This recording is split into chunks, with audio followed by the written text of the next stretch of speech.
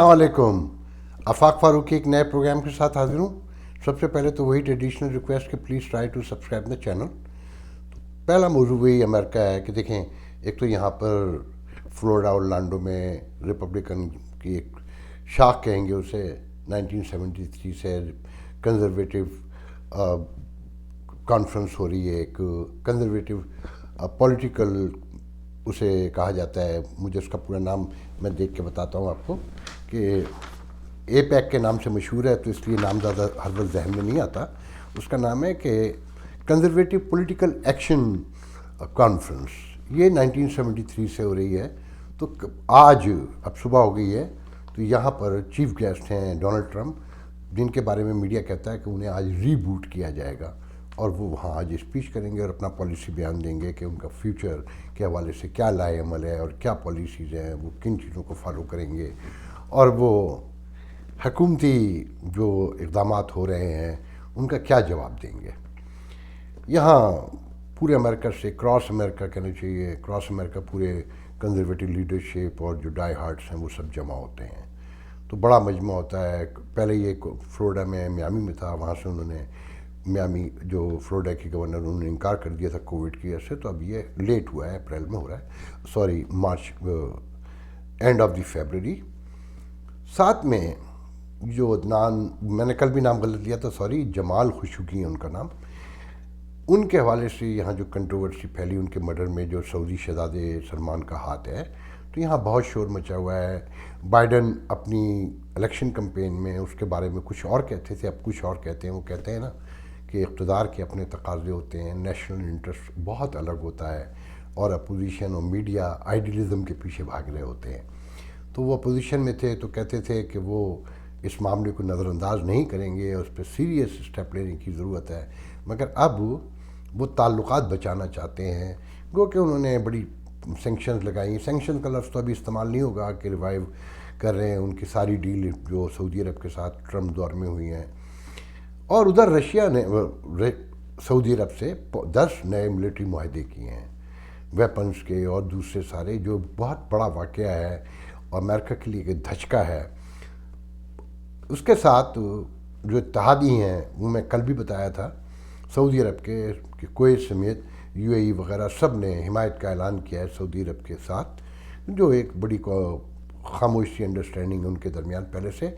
मगर जो इसमें खौफनाक बात है, हमारे पाकिस्तान ने उड़ता हुआ तीर लिया, मैं कहूँगा पंगा लेना जिसे कहते हैं, कि उस सऊदी अरब के लिए जिसने कश्मीर जैसे सेंसिटिव इशू में हमें न सिर्फ डिश किया बल्कि हम पे दबाव डाला, और फिर जो कर्ज़ दिया था जिस तरह नाराज़ होकर वापस लिया कि चाइना से भागकर हमें लाना पड़े, उस इंडिया ने एक लफ्ज़ नहीं कहा। और पाकिस्तान ने वो बड़ा लंबा चौड़ा वज़ारत ख़ारजा ने बयान जारी किया है कि हम सऊदी अरब की सॉवरेनिटी का एहतराम करते हैं और जमाल खुशबू के कत्ल के हवाले से जो इक़दाम लिए उनकी हिमायत करते हैं, और उन्होंने इंसाफ और कानून के तकाज़े पैदा किए। समझ में नहीं आया कि ये उड़ता तीर क्यों लिया गया। शायद वो समझ रहे हैं कि अमेरिका कमज़ोर हो गया है। ये डोइल, एक तरफ शेख रशीद अभी प्रेस कॉन्फ्रेंस में कह रहे थे कि खान के अमेरिका से भी ताल्लुकात अच्छे हैं और चाइना से भी अच्छे हैं। चाइना को तो कभी भी प्रॉब्लम नहीं हुई। अब आपको अमेरिका से ताल्लुकात अच्छे रखने में आपको प्रॉब्लम होती है या अमेरिका को प्रॉब्लम होती है। बहरहाल जो मैं समझा हूँ कि जो रशिया की डील हुई है सऊदी अरब से, उसकी रोशनी में पाकिस्तान ने ये बयान दिया होगा कि एक नए ब्लॉक का तासुर देना। गो के अब उस ब्लॉक में कहा ही जाता है पाकिस्तान खुद भी नहीं है। जो ये कहना शुरू किया ना कि अमेरिका से हमारे ताल्लुकात दुरुस्त हैं, पहले 4-5 महीने पहले तक ये नहीं कहते थे। शायद ये कहीं सोच प्रिवेल कर रही है हमारे यहाँ कि वाशिंगटन में पॉलिटिकल पोलराइजेशन है, इकॉनमी सुस्त है कोविड की वजह से, फिर सऊदी बहुत बड़ा लाए, अगर वो भी नाराज़ हो जाता है अमेरिका से तो उससे नाराज़ लोगों की तादाद ममालिक में इजाफ़ा होगा, तो हम भी वहाँ खड़े हो जाते हैं। देखें यहाँ ठीक है, सोशो पॉलिटिकल पोलराइजेशन भी है, इकॉनमी भी सुस्त है, और बहुत सारे मसाइल भी हैं रेसिज्म के, जो बहुत जल्दी हल भी नहीं होंगे मगर हल होंगे। और अमेरिका कमज़ोर नहीं हुआ, खुदा न खास्ता, और ना होगा।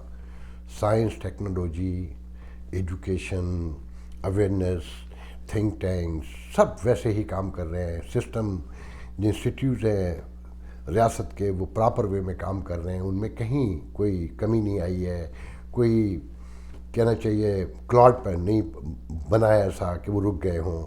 تو یہ سب سوچنا میرے نزدیک تو حماقت کی بات ہے. پھر اسی پنگے کے ساتھ حیران کن طور پہ پاکستان نے ایک طرف ڈی جی ایم اوز جو کنٹرول لائن پہ ان کے درمیان گفتگو ہوئی، سیز فائر پہ اتفاق ہوا اور بڑی خوشی منائی گئی دونوں طرف سے.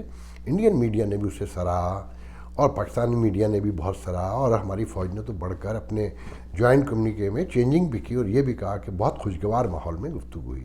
مگر اچانک 2 سال کے بعد ابھی نندن کو سامنے لے کر آ گئے، میڈیا پہ ایک شوٹ ڈال دیا، جذبہ جہاد، ترانے سب کچھ شروع ہو گئے. میں سمجھتا ہوں یہ صرف عوام میں ریوائیو رکھنے کے لیے، نعرے لگوانے کے لیے، گمراہ خاموش رکھنے کے لیے اور آنکھوں کو بند رکھنے کے لیے کیا جاتا ہے. اس کے نتائج اچھے نہیں ہوں گے.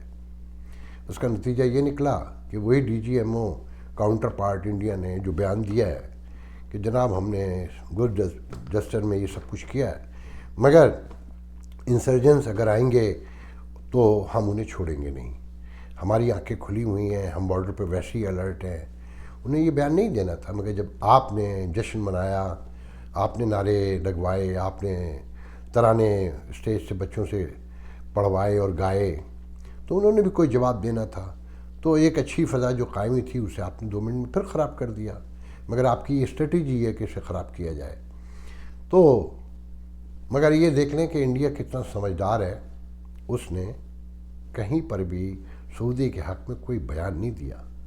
آپ ہر طرف پنگے لیتے ہیں، ہر طرف شور کرتے ہیں، نعرے لگاتے ہیں اور آخر میں ٹھس ہو جاتے ہیں. تو ان چیزوں پہ غور کریں، اس کا آپ کو نقصان ہوگا، آپ کو فائدہ نہیں ہوگا.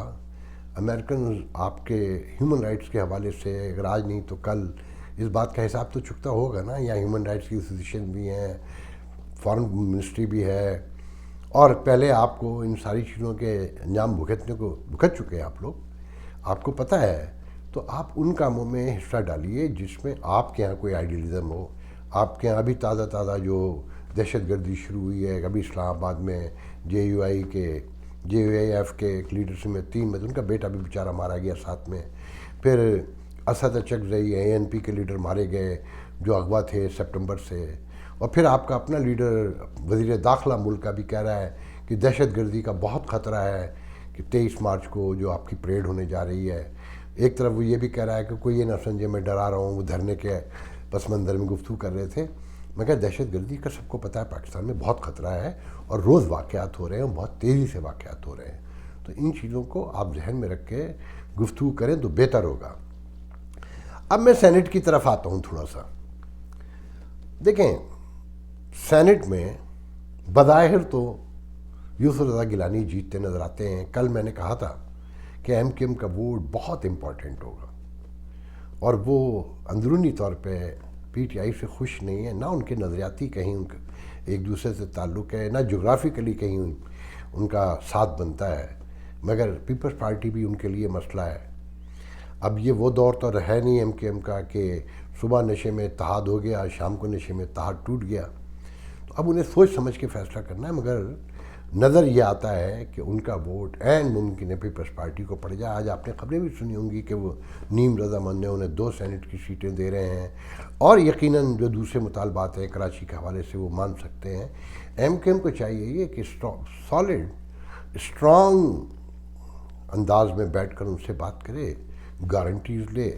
اور میرا خیال یہ ہے کہ ووٹ پیپلز پارٹی کو جانا چاہیے. گو کہ میں پیپلز پارٹی کو بھی پسند نہیں کرتا، سب جانتے ہیں. مگر پیپلز پارٹی کو ایک چانس اور ملنا چاہیے کہ اس نظام کے خاتمے میں اپنا حصہ ڈالیں. دیکھنا یہ ہے کہ جو یہ کہتے ہیں کہ ہم نیوٹرل ہیں، وہ تو کل پتہ چل جائے گا عدالت کے فیصلے سے وہ نیوٹرل ہیں یا نہیں ہیں. اور یہ بھی ذہن میں رکھیے گا کہ اگر وہ نیوٹرل بھی ہیں تو اس میں بھی کوئی چالاکی ہو سکتی ہے کہ عدالت نے ایماندارانہ فیصلہ کیا اور خفیہ بیلٹی ہوئی، اور جیسے کہا جا رہا ہے کہ یوسف رضا گیلانی جیتے، آصف زرداری جیتے تو یہ نظام سمٹ سکتا ہے پورا کا پورا، یہاں تک کہ آئین سمٹ سکتا ہے. دھمکیاں یہ ہیں. تو بہت سے لوگوں نے مجھے کمنٹ میں بھیجا ہے کہ یہ خواب ہے، اب وہ دور گزر گیا۔ میں بھی یہ سمجھتا ہوں کہ اب وہ دور گزر گیا۔ گلوبل ولیج میں رہتے ہیں، انفارمیشن ہائی وے کے دور میں رہتے ہیں۔ میانمار بہت چھوٹا سا ملک ہے، جو حالات میں نظر آ رہے ہیں نا، تو پاکستانی میرا نہیں خیال ہے کہ وہ اتنے کمزور ہیں کہ میانمار والوں سے بھی پیچھے رہ جائیں۔ تو خیر چند دن رہ گئے۔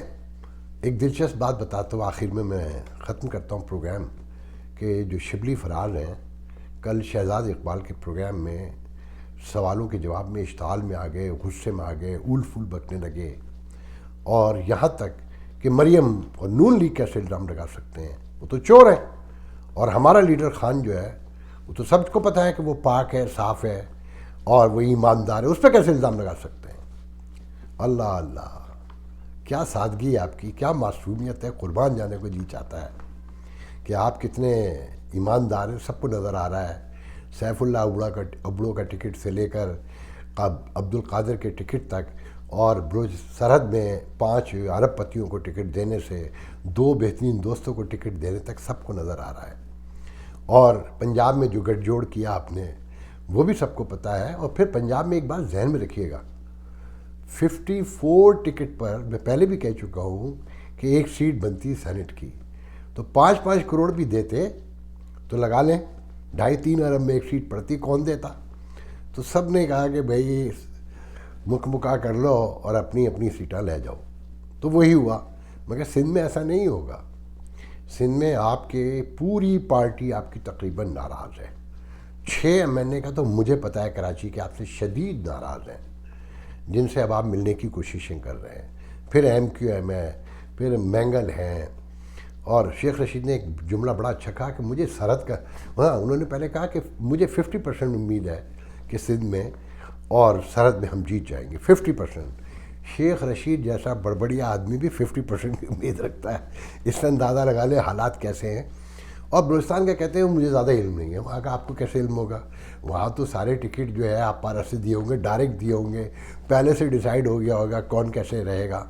وہ تو ایک آکوپائڈ ٹیریٹری ہے نا کمپلیٹلی، وہاں تو کسی کی حکومت گزشتہ 20 سال سے ہے ہی نہیں، سب نامینل ہے جو کچھ بھی ہے۔ آخری بات یہ بتانی تھی کہ ایک شبلی فراز ہے، وہ پہلے خاتون کو لائے جو اب ڈیموٹ ہو کر پنجاب آ گئی ہیں، مگر ان کا لہجہ، ان کا اسٹائل، ان کے کارنامے سب ویسے ہی ہیں۔